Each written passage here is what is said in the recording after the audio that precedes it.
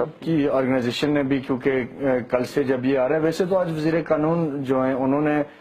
Press conference کی اور انہوں نے کہا کہ ہم تو ایسا سوچ بھی نہیں سکتے اب، لیکن یہ جو الفاظ میں رد و بدل کیا گیا، اقرار اور حلف، جیسے انجینئر صاحب نے کہا، بہرحال یہ ایک افسوسناک ہے کہ اس چیز کو بہرحال نہیں چھیڑنا چاہیے تھا اس کالم کو کسی بھی صورت میں۔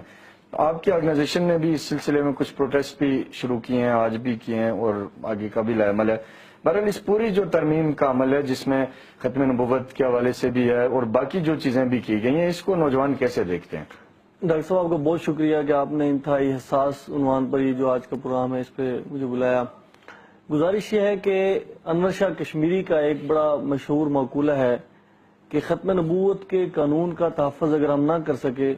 تو ہم سے وہ کتا بہتر ہے جو گلی کے اندر گھومتا ہے۔ یہ وہ بنیاد ہے مسلمانوں کے درمیان، ختم نبوت کا وہ تسلسل ہے کہ جس کی بیس پر آج پوری دنیا کے اندر مسلمان اپنے آپ کو اسلام سے، مسلمانوں سے ریلیٹڈ سمجھتے ہیں۔ آج پوری دنیا میں کہیں بھی ظلم ہوتا ہے تو مسلمان اکٹھے ہوتے ہیں۔ اس کی وجہ یہ ہے کہ نبی علیہ الصلوۃ والسلام کے قانون کے اوپر ہم لوگ کٹ مرنے والے لوگ ہیں۔ اب بنیادی طور پر اس قانون کے اندر جو انہوں نے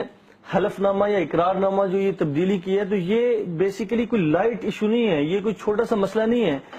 یہ اس سارے تسلسل کو جو یہ بحال کرنا چاہتے ہیں اس کی ایک بنیاد ہے۔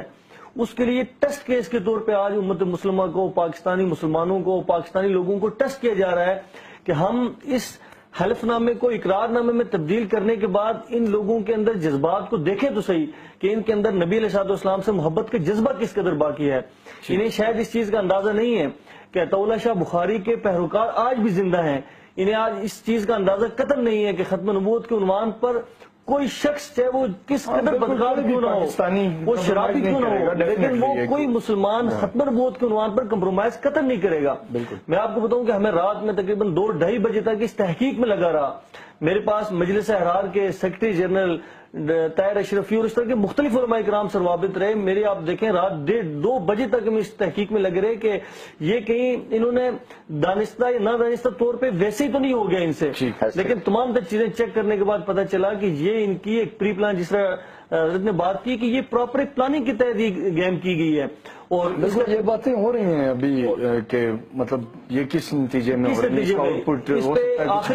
ہے؟ اس کی آخری جو ان کی میٹنگز ہیں برون کی، مغرب کے اندر جو ان کی میٹنگز ہیں، اس کے تسلسل کو سمجھا جائے کہ یہ پاکستان میں آئے تو کچھ لوگ کچھ دو کی پالیسی کے تحت آئے ہیں۔